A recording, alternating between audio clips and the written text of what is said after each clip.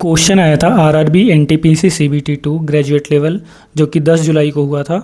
उसमें एक सर्कल दिया हुआ था एंड रेडियस 9 दिया हुआ था, centre O and O Q is equal to दिया हुआ था 41 सेंटीमीटर।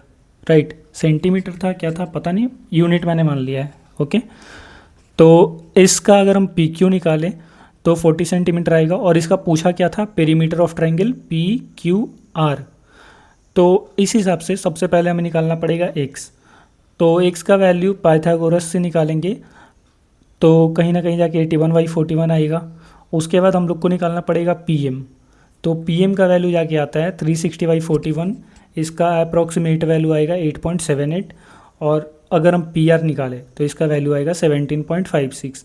और अगर हम तीनों साइड को जोड़ दें लाइक 40 + 40 + 17.56 तो हमारा जो आंसर है वो 97.56 आता है। बट इसमें एक और ये है, अगर हम लोग एंगल से बनाते हैं तो इसका जो सॉल्यूशन है वो अलग आता है और इसका आंसर अलग आता है।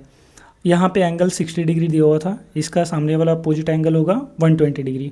कहीं ना कहीं ये दोनों रेडियस है O P and O R. Right, तो इन दोनों का साइड अगर सेम होगा तो ये जो एंगल है वो भी सेम होगा। अगर ये 120 है तो ये भी 30 होगा और वो भी 30 होगा।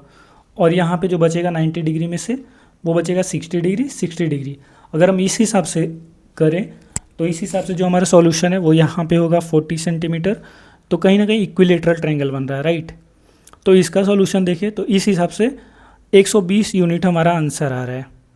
तो अब पता नहीं इसका सॉल्यूशन क्या है, मैंने ऑप्शन भी उतना ध्यान नहीं दिया है। ऑप्शन में 120 था या 97.5 था या दोनों था। अगर दोनों था फिर तो दो तरीके से कहीं ना कहीं इसका सॉल्यूशन है।